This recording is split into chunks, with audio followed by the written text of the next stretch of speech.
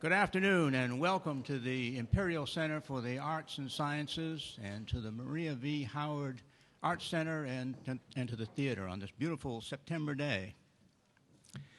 My name is Peter Varney, and on behalf of the Twin Counties Visioning Coalition Partnership, I want to welcome you to this update session. There's been a whole lot of meetings over the last, 4, maybe even 5 years, a whole lot of meetings, a whole lot of talking, and a lot has been accomplished. And what we want to do today is to hear an update on what we have accomplished. So that's one thing we want to do, and I'll be calling on the chairpersons for the coalition partnership to give us that update. The second thing we want to do is put what we have been doing in some kind of perspective, some kind of world view or global perspective. And so we have an outstanding keynote speaker this afternoon who will do that for us. So to get started, let's see, where are our folks? I'm going to call on Eric Evans, who is the incoming county manager for Edgecombe County. He's going to get us going, tell us how we got this started. And then he's going to be followed by Susan Perry Cole, and she is going to be followed by Robert Beeman. And so let's go. Good afternoon. I am Eric Evans. I'm not Mr. Leonard Wiggins. Unfortunately, he couldn't be here today, but he does send his regrets, but he also sends his support on behalf of the Board of Commissioners for Edgecombe County. I want to thank you for being here today, and our plan today is to share with you an update. First, give you a brief background on some of the activities that have taken place so far, and to share a timeline for the key milestones that we have already accomplished. As background, in 2009, the Rocky Mount MSA was named in Forbes magazine, unfortunately, under the list of the most impoverished communities. That became our call to action. There were some things from that we realized that we needed to work on, but we also realized that not everything in the Twin Counties was all that bad. And so we realized we had some work to do, but we also had some marketing that we needed to do to promote some of the positive things that are going on in our region. Then business and community leaders from both counties met in 2010, and they decided that we could work together to make a difference. Dr. Jim Johnson, who's with UNC Chapel Hill's Keenan Flagler Business School, did an assessment of the current conditions and the needs, which he delivered to us in December of 2010. Then local leaders acknowledged that sharing towns and a city means sharing a common destiny. Therefore, the Edgecombe, Nash, and Rocky Mount elected officials agreed to partner and fund the Twin Counties Visioning and Strategic Plan project.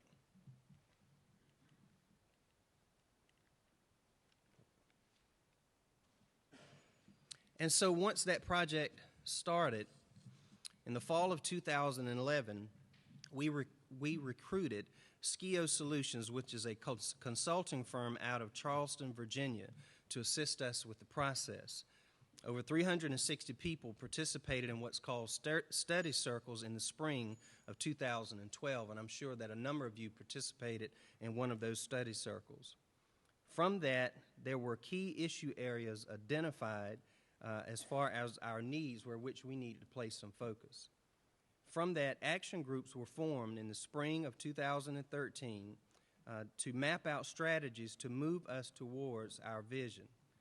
The Twin Counties Vision and Strategic Plan was finalized in the spring of 2013, and a joint meeting was held in July of 2013 at the Rocky Mount High School to present the plan. Since then, governing bodies and other interested parties have endorsed the plan and did so in August of 2013. So that is sort of a backdrop for the process as well as a timeline. And now I would like to introduce to you Ms. Sue Perry Cole, who is one of the co-chairs for the coalition representing the city of Rocky Mount. I am Susan Perry Cole, and I'd like to say good afternoon to all of you.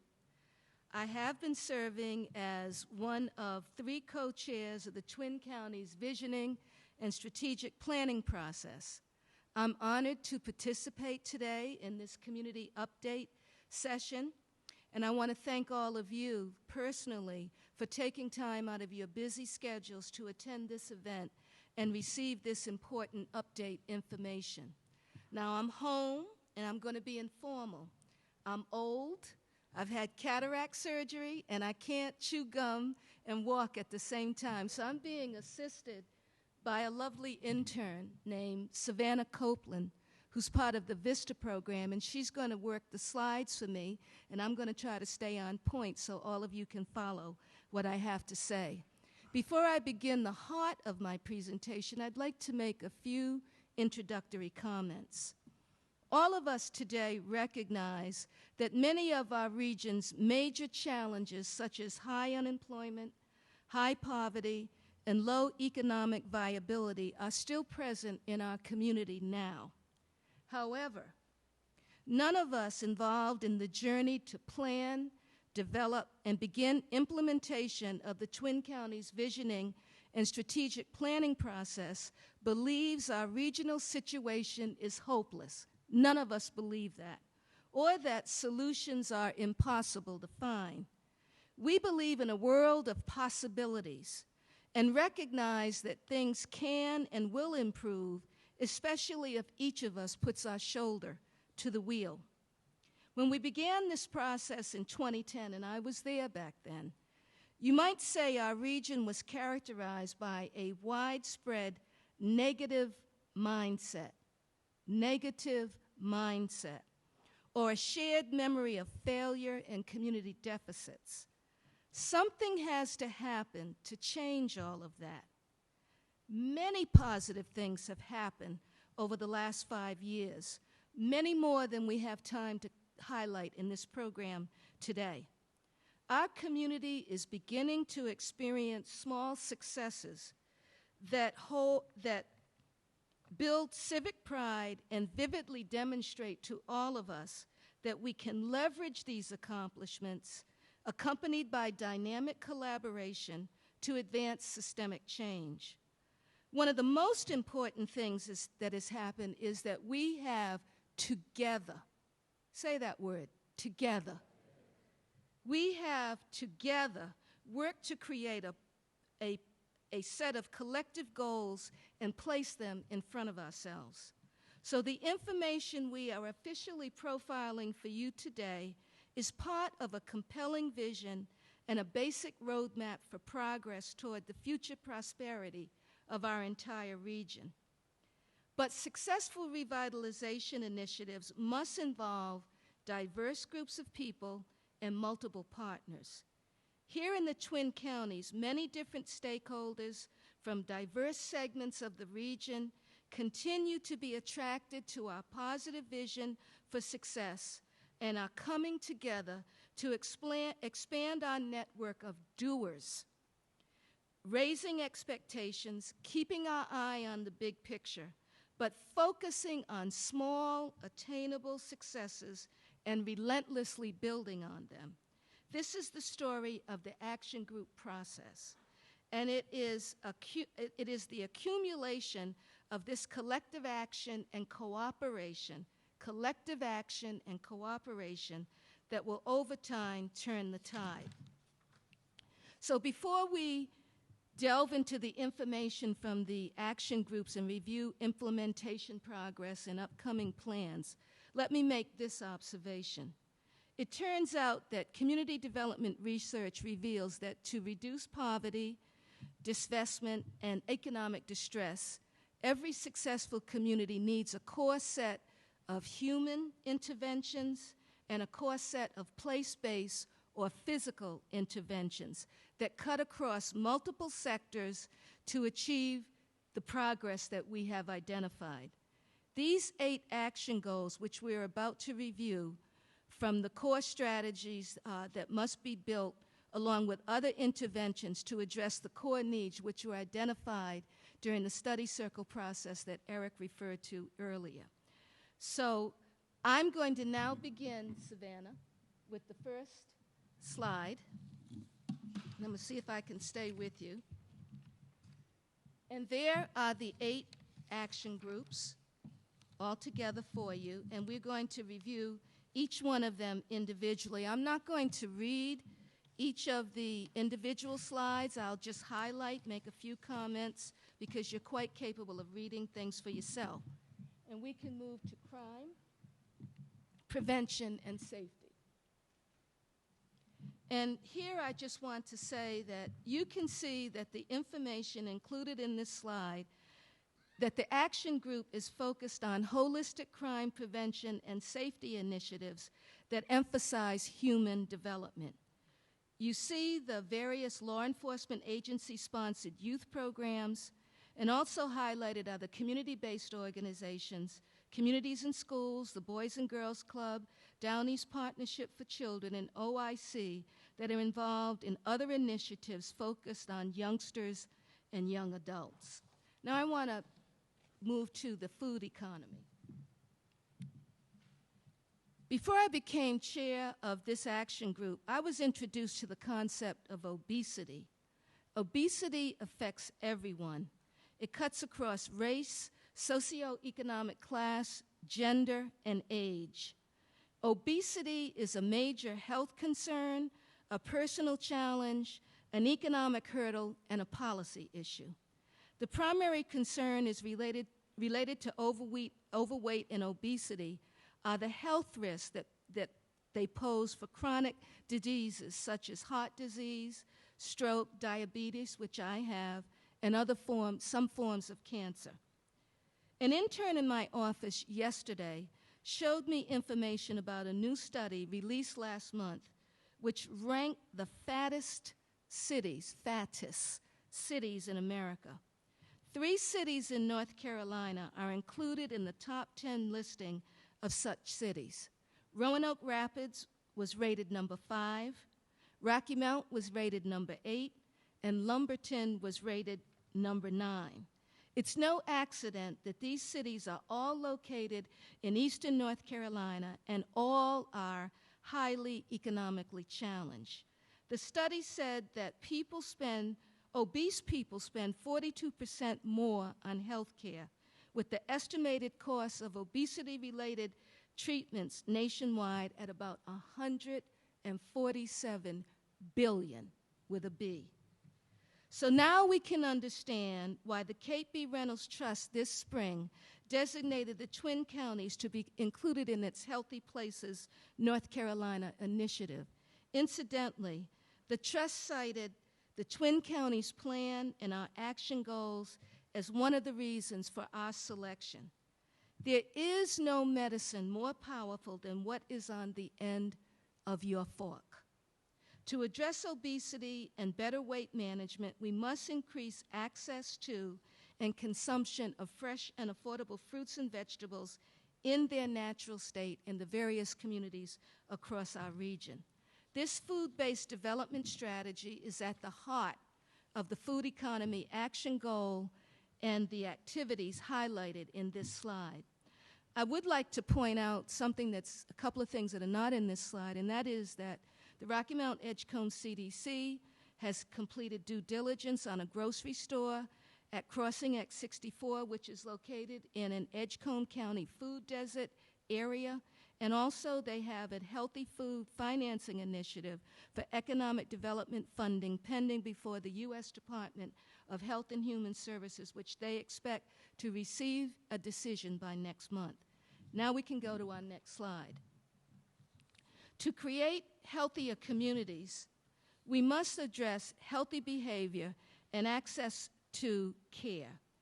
Just yesterday, a friend called to my attention another report which included an index to identify the least healthy cities in each state. Unfortunately, Rocky Mount was selected as the least healthy city in North Carolina in that report, largely due to unhealthy behaviors and poor economic environments. But I point this out so that you can begin to see how the issues identified in the action goals in our plan are all interconnected and they influence one another. The new report highlighted that physical inactivity, lack of exercise of local residents, and obesity challenges help earn our city a place on that listing. Now you can understand how the strategic plan implementation efforts are targeting and beginning to address our most critical challenges, which are barriers to economic prosperity. Look at the information contained in the next slide. We can better appreciate the focus on children's physical activity associated with the Playground Expansion Initiative and the accomplishments described related to expansion of healthcare options, which are also noteworthy and critical. Job creation and talent development. Next slide. The least healthy report I've just been discussing mention our area's high unemployment as another contributing factor for our city's inclusion on this listing. I think we can all appreciate the importance of lowering our local unemployment rate. I want to call your attention to the new facilities section of this slide. Is it up there? Yes. And I'm particularly encouraged by the state-of-the-art facilities that our lead workforce development and job training institutions are developing across our region. I think these investments will reap training and employment dividends in the future. Moving to positive image. How we promote a positive image in the area internally and externally by telling a story that celebrates the assets, culture, and strengths of our locale is very important to the overall success of our turnaround efforts. By reviewing this slide, we can see that a forum has been established to coordinate and share positive news in a regional market. Funds have been raised to finance a marketing plan that has been launched, and the hospitality industry has stepped up and launched an ambassadors program. So a range of achievements have been racked up by this action group, and I think that we should say well done. Just two more to go. Quality of life in underserved neighborhoods. We recognize, and we go to the next slide, we recognize that we have significant assets and major challenges before us. Within our region, we have historically significant buildings, beautiful parks, and precious cultural amenities. But the restoration of our residential neighborhoods, especially those with a high number of vacancies, blight, and determination, is extensive and will take time to reverse. We see signs of improvement in inner-city neighborhood revitalization activities with projects like Beale Street, Holly Street, Harambe Square, Douglas Block, Happy Hills, Sunset Avenue, Thornridge Apartments, and Crossing at 64. The teacher housing initiative listed in this slide is another exciting new development. We have also an informed and motivated constituency that has developed to advocate for a revitalization plan for underserved neighborhoods through the efforts of the group called the Community Academy, which is supported by the Kate B. Reynolds Trust. But we have to say honestly, much remains to be done. This is an action group for all of us to watch in the future. Now for my last action group. STEP has developed 3 subgroups that are identifying strategies and coordinating implementation efforts. You're with me, thank you. It has a literacy at grade 3, identifying what needs to be done to have students reading at grade level by grade 3. It has a graduation rate subgroup, examining support systems for underachievers struggling to obtain credits in high school. And it has a workforce readiness group where plans are underway to convene a cross-section of education and corporate stakeholders, along with the Chamber of Commerce, to plan an educational summit in the near future. This concludes my presentation. I'd like to make one request. I dare you, I double dare you, to find at least one positive accomplishment that we're talking about today that you can go back and share with your friends and neighbors. Would you do that for me? Please, thank you. And so the strategic planning process the Twin Counties have gone through is critical to help us understand what we need to do to bring health, prosperity to our area, to our community, which affects all of us. And so I'm a big believer in strategic planning. I've seen it work so successfully in businesses through the years. And so I'm a big believer in this process. And when I was asked by my county commissioner to be a part of the strategic planning exercise that we have gone through as a Twin Counties area, I was glad to participate and be a part. And I'm glad to see the things that have been done. And yet I see that we have such strides, significant strides that still need to be taken, that we need to engage in. But today is a celebration day of the things that have been done, and I think we should be encouraged that this process has moved forward. This process does have accomplishments to celebrate, and that we should celebrate those. And at the same time, we should each ask ourselves, how might I engage? How might I personally be involved in this process? And so my challenge to each of us would be, how might I, individually, each one of us, be engaged in this process of moving our communities forward to health and to prosperity? Well, the community has been recognized in the Strong Cities, Strong Communities area by the White House as an award in recognition and in support of communities that are doing things that would help them be healthy and prosperous. And so we were one of 7 cities, the smallest of 7 cities, to receive this designation from the White House. And as a result, what they did is give us a liaison that connected us with the federal agencies that gave us a connection in ways that would bring resources, support, encouragement in ways that we might not have ever had this strategic planning process not occurred. So as the administration and federal authorities looked at what was going on here, the needs, and looked at the strategic plan process, that was the reason they said, okay, we're going to select you, Rocky Mount, as one of 7 cities in the country that will be a part of this program. And so my hat is off to both county governments and to the city for starting this process, initiating this process, and to receive the recognition that we have is quite significant.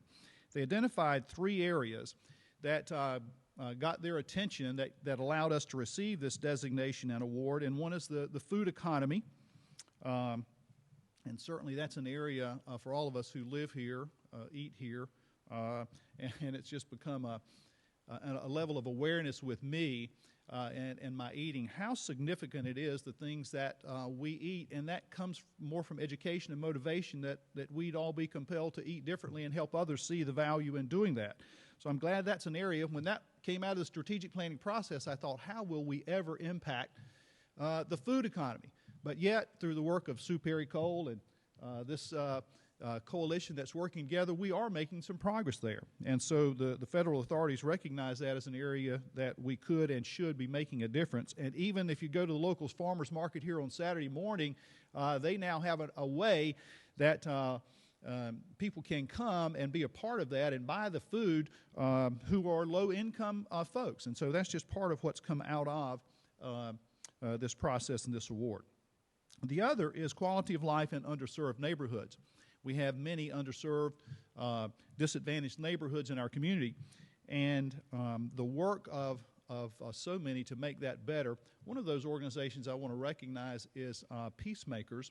Peacemakers is an organization, a 501c3 entity that has moved into a disadvantaged community here in Rocky Mount. They're having a celebration tomorrow night at Word Tabernacle, and I would encourage you to go and just hear what they're doing. They are making a significant difference in our community in ways that I don't see the government being able to do or maybe any other entity, but they are having a great impact. And so I would encourage you to check out Peacemakers, be a part of it, volunteer.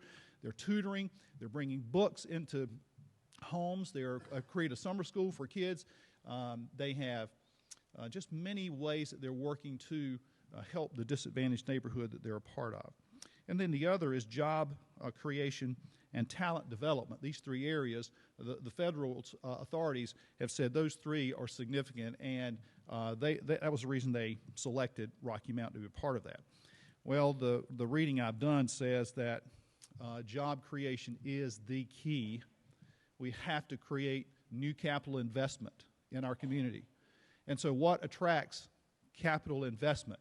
It's when those who have businesses who want to come here, they look at the community, they look at the health of the community, they look at the return on investment that they'll receive from their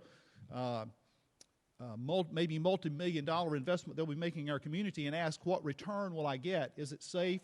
Will I get a good return when I come and build my retail store, my factory, the business that we want to come here? And so I think the work that our PR team is doing is so critical and so important to telling the good news and the great story that we have to tell here. So we should be encouraged with this federal partnership, the engagement that we're seeing through the local communities. And my last slide, or next to the last slide,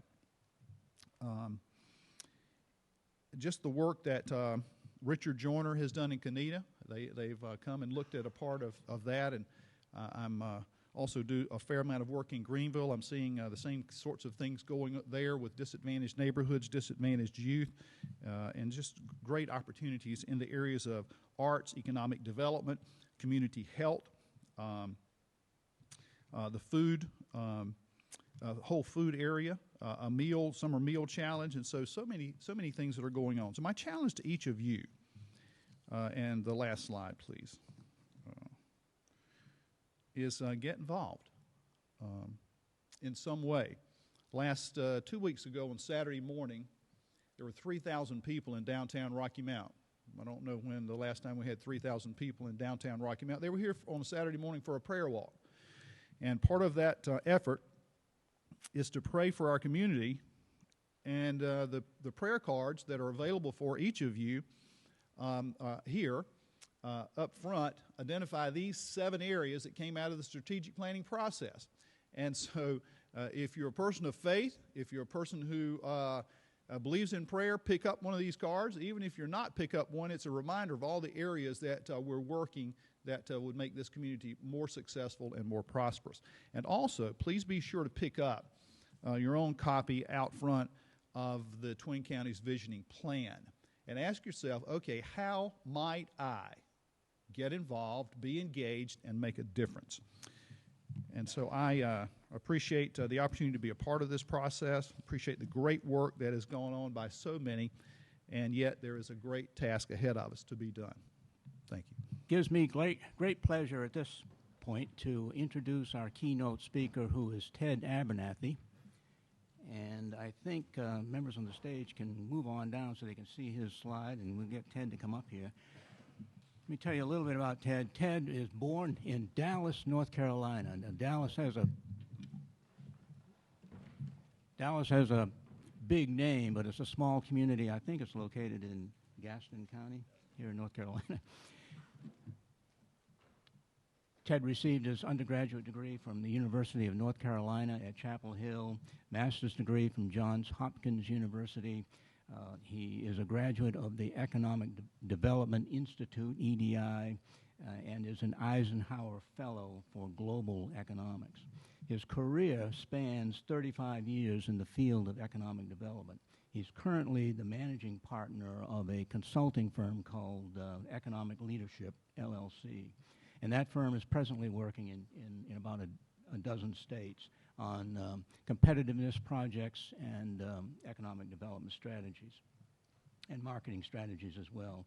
For the past 2 years, he has been working with state chambers of commerce in the state of North Carolina, Arkansas, Missouri, and in Kentucky, also on economic development strategies and marketing and competitiveness work. During the years 2008 through 2013, he served as the executive director of the Southern Growth Policies Board. I hope many of you have heard of that. It's a think tank that's been around for a long time, I think about over 40 years.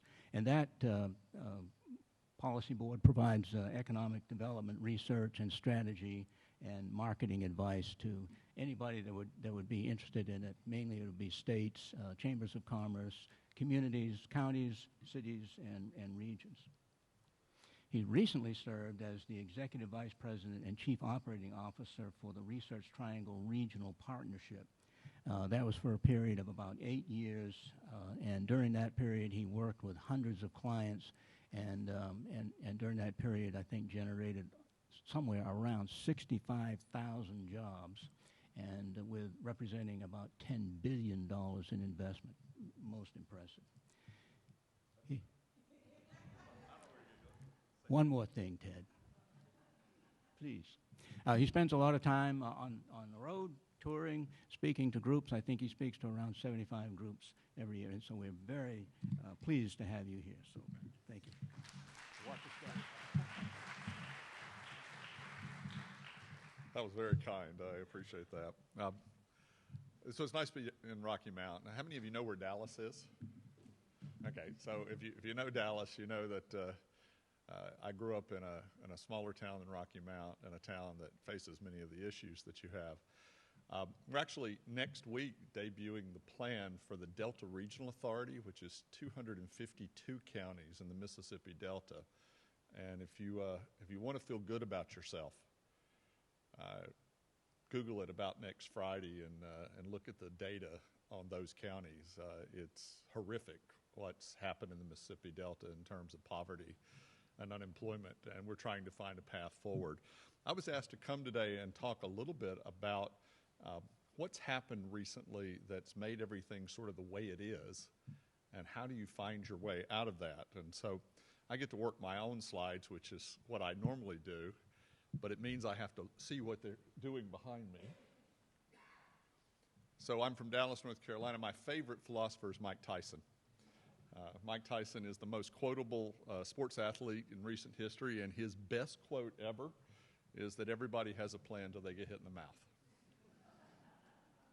What happened to us in America is we got hit in the mouth, and that punch was something called change. We were coasting along, feeling pretty good about ourselves. And, you know, most people in the room who have gray hair and have had cataract surgery like me also, and others know that we've been changing a lot throughout our life, but those changes have escalated in a big way recently.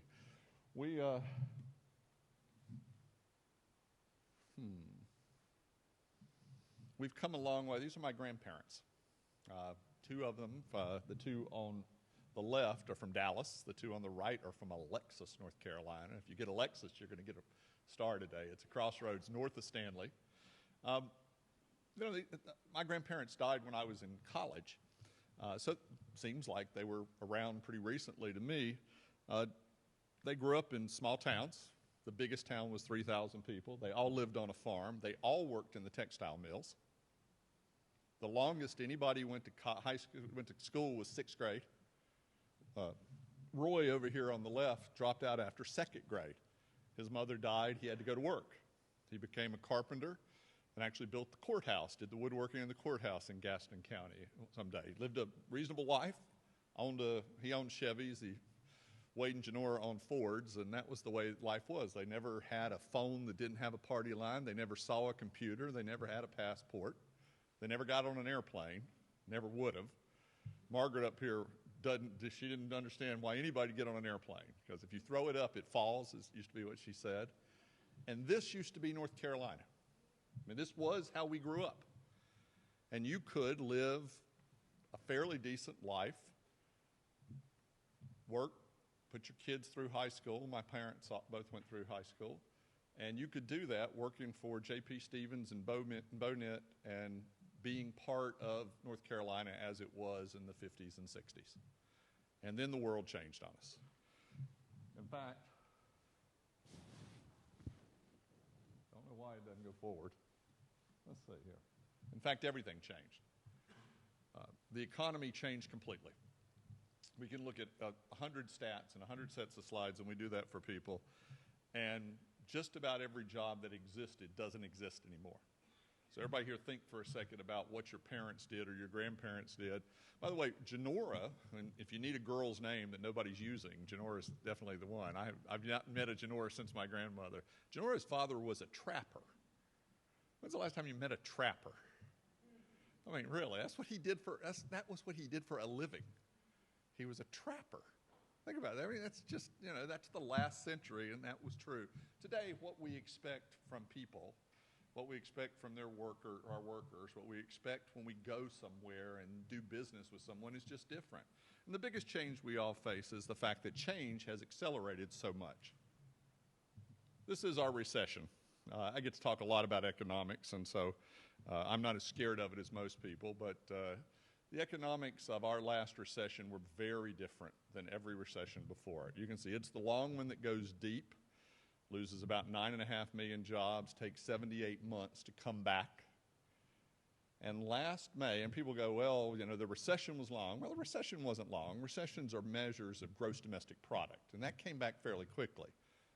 But it took 78 months to get the jobs back. So last May, we finally got back to the number of jobs that we had before this recession started. It seemed to take forever. And we're now 3 million jobs more than we had then. So we've been moving along quite well. But a couple things happened with this recession. The first is it was pretty deep, and it came back, and we weren't building on much because other than the bubble, the last decade, we'd had basically no net new jobs. The ones we gained, we lost. And when we came back, unemployment rates went down, but if you had a college degree, your unemployment rate's about 2.5%. But if you don't have a high school degree, it's between 7 and 8%. And those numbers start widening today. If you don't have the skills, then today it's harder and harder to find new jobs that are being created for you. In fact, this is real incomes. This is the number of escalated for inflation going back from 1990 to 2013. If you're a man with a high school degree, your real income's dropped by 20%. Women, by the way, do better than men on all these charts, so yay for women, woe is us for us guys. But what you find is that our current economy, and this isn't politics, this is the economics of what society has today. We have too many people with too few skills, and that drives their wages down. We have too few people with the skills in demand, and that drives their wages up. Makes sense, right? That's economics, first day of economics class, right? Supply, demand, price, always related. So we've got a society today that the more skills you have, the higher in demand they are, the more your income's going up. The lower skills you have, the less education, the less specific skill training for jobs in demand, the more it goes down. So people came out of this recession very differently. And that's been building now for about 20 years. What also happened is places changed. So I know it's a busy chart. If you're blue on that chart, your metro area is above the number of jobs you had when the recession started. If you're orange, which is just under half, you're not back to your level before. And what happened as a country is, depending on what your economy was built on, you didn't come back the same way. And so we have lots of places where if I go ask them to rate the economy, they all raise their hand for A's and B's. And we have other places where if I ask them to raise their hand, they all vote D's and F's. And the division has widened around the country. And again, it's not politics, it's not particular policies, it's the fact that if you used to be a manufacturing center, then manufacturing jobs took a hit. And by the way, I'm a huge manufacturing fan. We're doing manufacturing innovation stuff for the national government right now. We lost about 7 million manufacturing jobs. We've added back about 600,000. Yay, we've added back 600,000, but we're not going to add back 7 million. It's not the way it works today, and I'll show you some of that in just a minute. People tend to view their world in two ways, and it was really nice hearing the updates because I think I know how y'all view your world. One way that people view their world is this way. You're the lion in this video.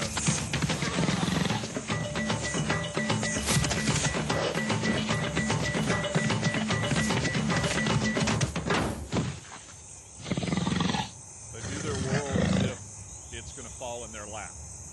All you got to do is sit back and wait. Good times will come. My bet is that here y'all got over that, right? A lot of places did. Then there's a group of people who view their world like this, and you're the little cat in this one. No matter how much you try, it's not going to happen. And those are sort of the two views of the world, right? Oh, and I can do anything and the world's going to be great, or there's nothing I can do to help myself. And neither one are true, right? They're both false beliefs, and yet everybody in this room knows people who think that way, right? You all do. Y'all know people think that way. Y'all know this last one, right? The woe is me victim stuff. Now, I'm going to tell you later why some communities fail and some communities succeed, but I can tell you right now, if you think you're this little cat, even though he's brave, you got to give him that, but that's a problem, right? What's happened in the world is a bunch of things just really changed on us, and some of the big trends are what are known, it's a word that we like to use called conundrums. They're things that, you know, you just wish they weren't true, but you can't figure out how to make them not true, right? And so the first one, and I think the one that's impacted the South more than any region of the country, is urbanization. We are living in a world today where more and more people live in fewer and fewer places. North Carolina, over the last 30 years, has gone from being a predominantly rural state to 2/3 of its population being urban. It's the fastest urbanizing state in the South. Now, you guys are urban. You feel urban? Come to Dallas with me. You'll feel urban, I promise you. But think about it. Urbanization is sort of a pathway. And this is across the country, the bigger you are, the faster you're growing. Not in raw numbers, but in percentages. The bigger the metros, the faster the growth. And if we take these numbers and we start taking college-educated young people, those numbers get a whole lot worse. 22 to 44-year-olds with a college degree are moving to big cities, and frankly, only a few of those big cities.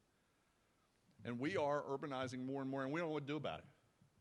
If you're sitting in Raleigh, we have any legislators who've decided to skip the budget today and come here? Okay. So if you're sitting in Raleigh, I get asked this question all the time, I'm a policy advisor.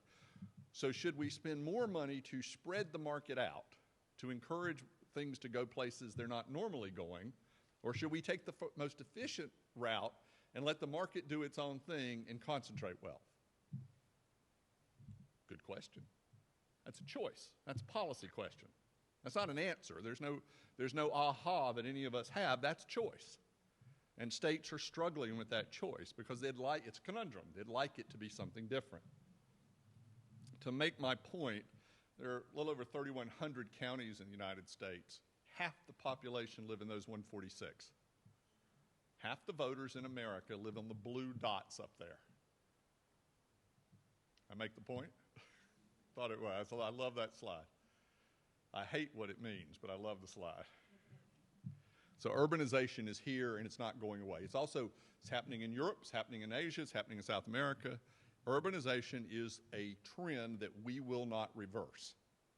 So if you're a very rural place in North Carolina, you do not expect to grow much. Now, if you look at the data, almost every part of North Carolina has grown over the last 15 years. We're not actually losing a whole lot of population, but what we are losing are jobs. Not every county has joining jobs, a lot more people commuting from one county to another county. The second one, and the crazy one that's really getting us all right now, is this technology conundrum we have. I mean, how many people in the room don't have a smartphone with them? Raise your hand if you don't. Okay, now, is there anybody under the age of 60? Not picking on people, a couple of you. Where's your smartphone? You got it, right? Okay. A few people got it. Okay, they're hiding it. Technology is reinventing every single job industry category we have. If you're in service, it's changed. If you're in manufacturing, it's changed. If you're in energy, it's changed. And it is accelerating. Anybody think we're going backwards from the standpoint of technology? So we are struggling with, this is the hottest policy book this summer called Rise of the Robots. And the basic premise is that we've all been in this pot of technology that just keeps getting more and more dangerous to us. Now, I'm not a Luddite. I mean, I don't believe you're going to turn technology back. And in the past, when you've eliminated jobs, you've created new jobs. So I'm not suggesting that the world's going to come to an end, there aren't going to be any jobs. What I am suggesting is that a whole bunch of them are going to be different. So when you look at technology today, that's what manufacturing looks like. My grandparents standing in front of a loom doesn't look like that. That's what manufacturing looked like. That's what waitressing looks like.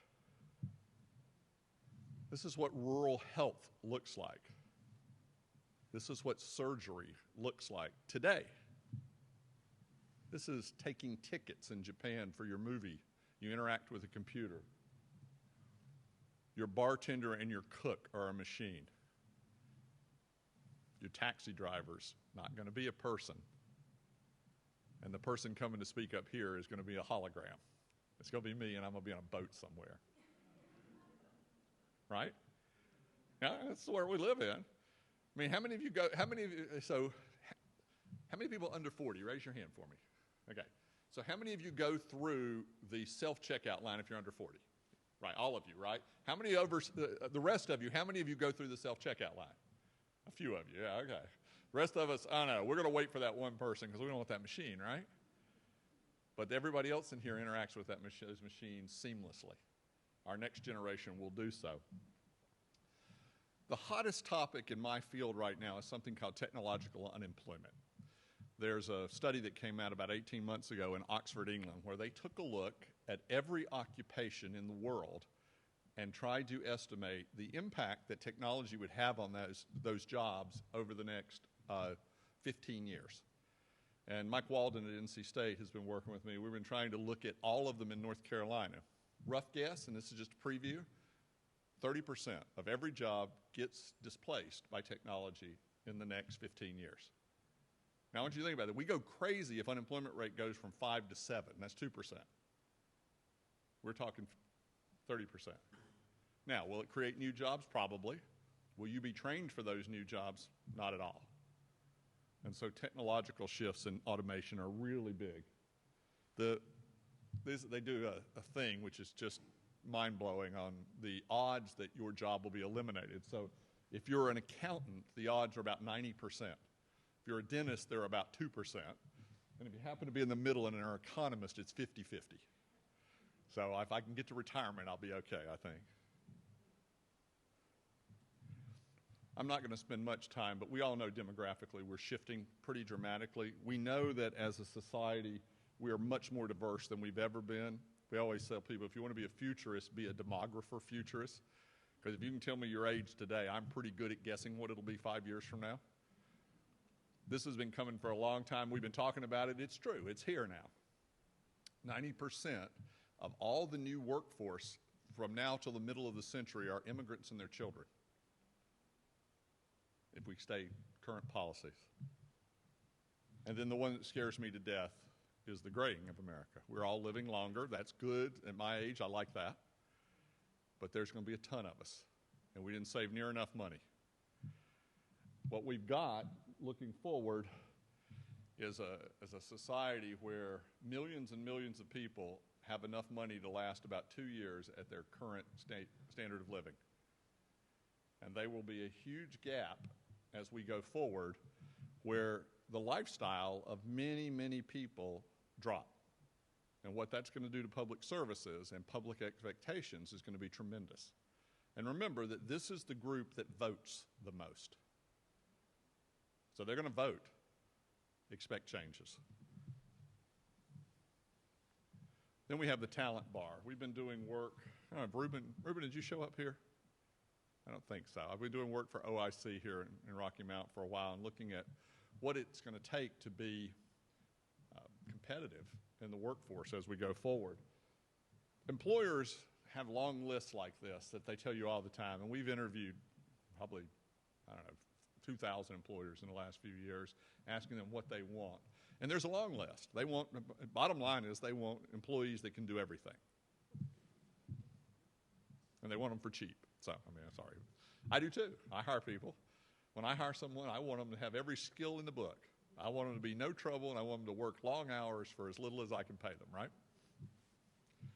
But If I want to keep them, I got to pay them more. So I got realities there. But people want more skills today. It takes a higher bar. And the reason it takes a higher bar is business demands a higher bar. And what we've been trying to work with OIC on, and their board's been great working with us, is trying to shift toward a more demand-driven point of view. I mean, what is it that we can do to understand what business needs so that people can move into jobs that are good jobs? And those are the kind of things we have to look at. It's not just supply side. Workforce development has traditionally been about helping the unemployed person or the person in poverty get a job. That's important still. But now there's got to be a marriage between what does the demand side need? What are the skills that are necessary? What's in demand that will pay the wages that you need people to have? A lot of the charts I put up have sources down in the bottom. This one says there's no source, I made it up. So I just honesty here, I made it up. But I want to ask you your answer to this, because I don't know the answer. I've been asking groups now for about 6 months. Is it possible that we've gotten to the point where the demands for skills by businesses, whether they're government or private sector, have just risen too high and our abilities aren't able to keep up? I don't know. Do we expect more than people are capable of? Or do we have a problem in our system where we're not training people and educating people with the skills they need? And is it the system that's broke? How many people think that we have too high expectations for our employees? Anybody? Few. Yeah. Yeah. I mean, I don't think that's, I don't think that's unreasonable to think that. I mean, we expect a lot, right? But we're also not giving people the skills that they need. And the bar keeps going up. It is not going down. If you're a high school dropout today, you better have a really good, technology idea, or maybe you're a brilliant artist or something. But we're going to pay less and less for your manual routine labor and your manual routine service industry. And so as that bar keeps going up, we're faced with that issue. And so there's a bunch of these trends, and we do about 100 for people. So what? Those are conundrums. So what? And so what we like to think about this is, let's see if this will work. Well, we like to think that it means you got to do something, right? So what? I mean, knowing something's important. We do a little game with people sometimes where I'll ask you to catch a ball, and if I throw it to you, you catch it. And if I throw it over 3 feet to your left, you don't. But if I tell you I'm going to throw it 3 feet to your left, you can still catch it. If you know where we're headed, then you know what to do about it. And so trying to see that future and plan for the future is real important. And we tell groups the worst thing you can do, I did this with some people in the Triad 2 days ago, the worst thing you can do is spend your day staring in the rearview mirror. I love history, but as a community, my mother would say pity parties need to be really short, or you're just going to wallow in it. You got to go forward. So what do communities do that are winning? Because some people are going to win, some people are going to lose. I mean, people believe that, right? There are communities that will win this competition for jobs and investment, and there are people that will lose it. So the ones that win tend to have a few things in common. The first is that they understand that this is hard. Now, I'm not going to scare everybody, I promise. This is the model we use. I'm glad you like strategic planning. We do a lot of it. But that model says you got to anticipate the future. You got to know how your competition is. You got to know what you believe in, what your core values are. And then you have to be realistic about your capacity to do stuff. People make, a strategic plan that is a long list is not strategic. Strategy is about choices. Lists are lists. You got to have them, but if you don't have control and they're not going to have impact and you don't have resources, then they're just a list. And many, I don't know what the percentage is, but most strategic plans are never done. It's so gratifying to see one that you actually had a list of things to do and you started doing them, because that's really the key as you move forward. if you're going to be successful, we've not found a community anywhere we do work that doesn't have a really strong leadership team engaged. And we're Americans. We don't actually like leaders. We're independent. We don't want to be led. That's crazy, right? But what we do want is we want someone or some group we trust to make some sense out of all this complexity for us. And we want people who do things that help us or help our goals, might be our community. That's why we want leaders. We don't want them because we want to call them leader. There are no elected officials we love that aren't meeting these goals. They aren't people we trust to decide what we're going to do, and they do something, right? That's true of community leaders. It's true of your manager at your business. You want to trust them. You want to believe they have somebody's, your interest and the company's interest at heart, and they get something done. We want a bunch out of leaders today. Leadership's hard. I mean, you asked for a couple of, I'd ask, be a little easier on your leaders. We're scaring them all away. I mean, leaders aren't perfect. Community leaders aren't perfect. Your neighborhood leaders aren't perfect. But we want passion and decisiveness and integrity, and we want adaptability and emotional. I mean, we want everything. And we're willing to hold it against you if you don't have it all. All right, take the job yourself, right? Leadership's tough. We want people with a lot of strength. The integrity one's up there, the honesty one, the energy you're going to have. But, we also want people who aren't sitting in their box trying to figure out the world inside their box. We want people who listen and figure out new ideas. We wrote this, I think, for Danville, Virginia, as the title of a strategic plan for them, which was, if you keep doing the things you're doing and do them perfectly, you're still going to lose. Because you're doing the wrong things. You're doing what made you successful in 1963. Doesn't make you successful today. So you've got to have that leader who's willing to look outside. Some of the worst kept secrets about leadership, too, is that leaders are always continuously learning. If your leader is telling you what they read in 1983, you got a problem. Love the study. You're talking about studies you read this week. That's leadership. This is hard, too, by the way. There is so much information being thrown at you every day. It is crazy how fast things are changing. But you want leaders that are continuously learning. You want leaders that have a tolerance for complexity and change. If they see black and white, you got a problem. The world's gray. Decisions are gray. That's just the way. And that doesn't mean you can't have morals, and doesn't mean you can't have ideological foundations. It just means that you have to have that tolerance for that. And then the last one, and one that you brought up, is communicating the narrative here. I mean, can you tell a story? When we go into a community, one of our first things we talk to people about is, tell me about your place. What's the story? So if I come here and I say, what's the story? Can you tell me a good one? Can you spend 2 minutes telling me all the great things that are going on without drifting back into the, yeah, but it used to be like, or whatever? I mean, leaders tell stories, right?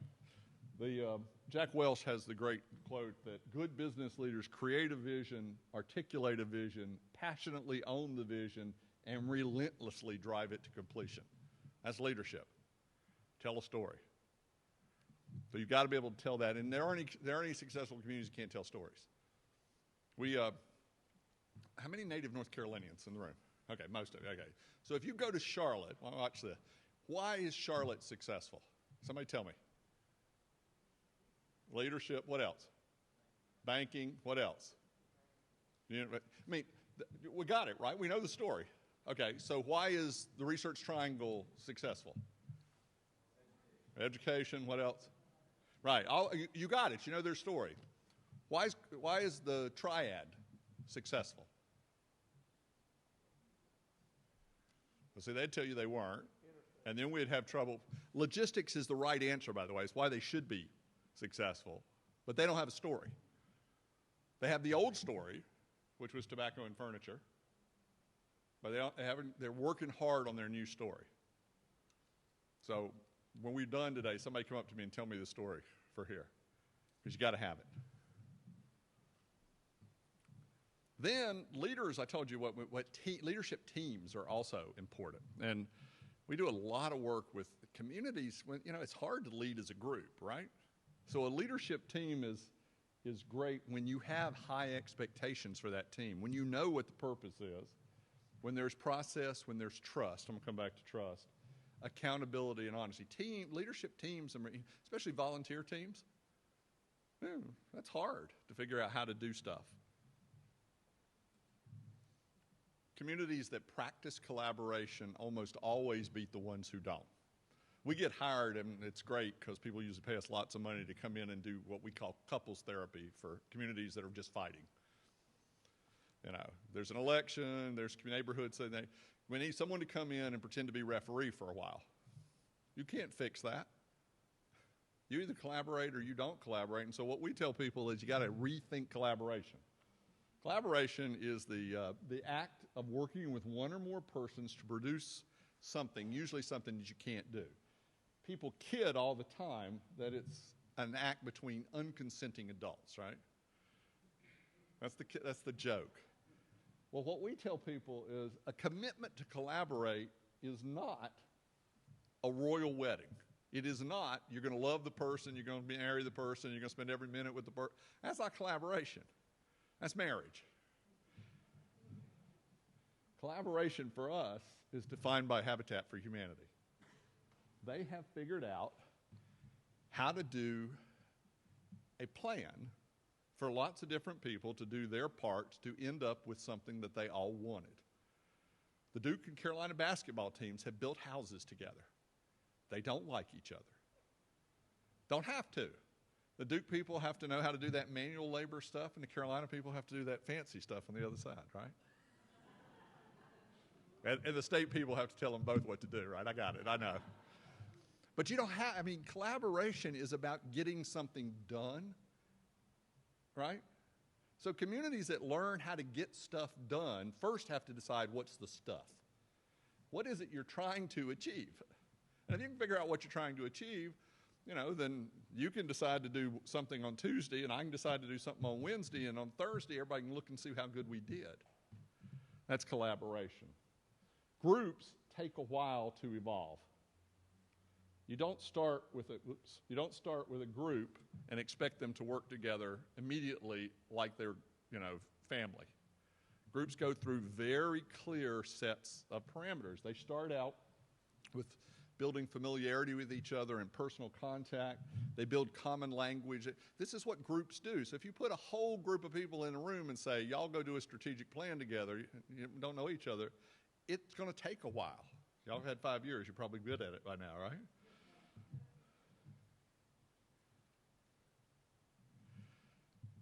And in communities, you've got to have trust. And trust is a nice, easy word to throw around, and it's a really hard word to put in practice. Think about how many people you really trust. Think about, in your life, how many people do you really trust? And trust is built on 3 basic things. It's built on past behavior. Have you acted this way in the past? And can I trust that you'll act that way in the future? It's built on capability. Can I trust that you actually have the ability to do what it is you're supposed to be doing? And it's on alignment. And this is the tricky one. We trust people who think like we think. We trust people who want what we want. Well, everybody in the community doesn't think the same way. So you have to align around issues where you have common ground. Because you can be 2 really good people. You can have the best interest of your community at heart, and you can disagree completely on what ought to be done, right? So alignment is a really dangerous thing where if someone just says something in your ear that you think that sounds like what I think, well, then you're not really getting very far because you already believed that before you started. There's a whole continuum on collaboration where nobody does anything is sort of the ground where a lot of communities start. We can find a few people in every community who are doing something. Their individual impact is important. But when you get coordinated impact or collective impact, then you get a lot more done. when these things, when the synergies come together. You had all sorts of organizations listed. When those organizations start working together, you can get a lot more done. Now, don't believe for a second that in any community, that there aren't people trying to do something else, that are having a disruptive impact or even a destroying impact, people trying not to have you get something done. In a community, it takes people trying to work really hard on the positive, on the upside, and working real hard to make sure the bottom isn't happening. People that focus on the future are also more successful. And it's a terribly old cliche about that Wayne Gretzky said about skating to where the puck will be, not where it is. So you can't plan for where you are in 2015. You have to be looking at the future continuously. When you look at the future, you've got to be looking at the economics, the politics, the technology, the social. You've got to be looking at leadership succession. You've got to be looking at, logistics. Building things like this in a community doesn't happen in 6 months.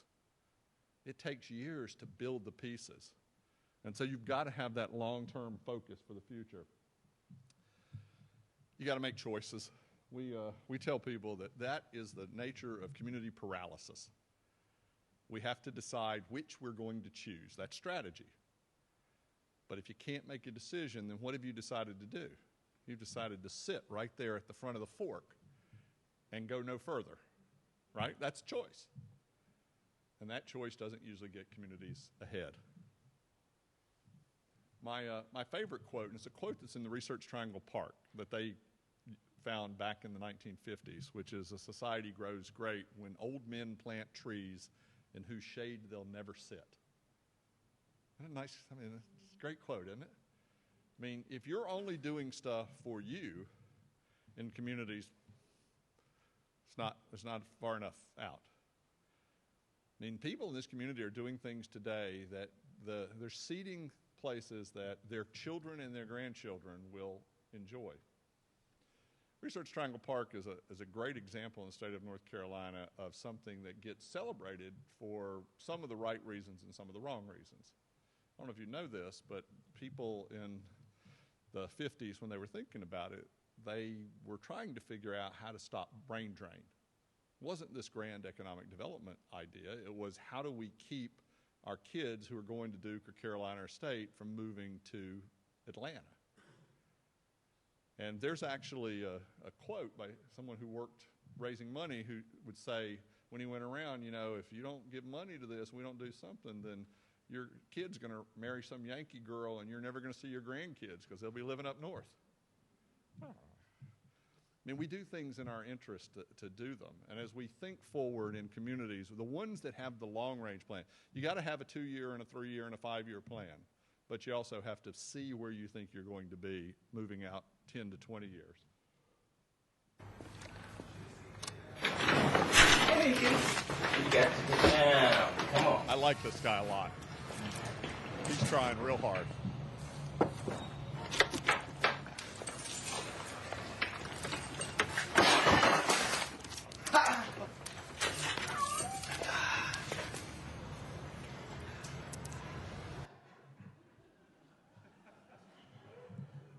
The last thing I always tell communities is you got to talk to each other. You can't make assumptions about your neighbors. You can't make assumptions about other people. Ask, what's on your mind? Why don't you like this idea? What is it that you need to make your lives better in your communities? What is it we can do collectively to make our community a better place in the future? I happen to think that you've got a lot of assets, and when we were working with Reuben, we said this, that there were lots of places in Rocky Mount, lots of assets that looked like over the midterm that these were going to start paying back off. Lots of places in North Carolina took a big hit. North Carolina lost 300,000 manufacturing jobs from 2000 to 2014. That's 40% of all the manufacturing jobs in the state. A lot of places did, by the way. Georgia did, Tennessee did, South Carolina. Manufacturing changed, and communities that were manufacturing-centric got hit hard. This is the Mike Tyson blow. And now, some of them roll over and just waiting to not regain consciousness. And others are looking and finding that they have fundamentals that could make them a great community once again. And you have many of those fundamentals. The question always is, are you going to take advantage of them? Are you going to have the leadership and the courage to move forward? I have a lot of faith in this community and a lot of faith in North Carolina. It's great to be here. I get to travel airplanes most of the time. And so thank you again for inviting me to be with you today.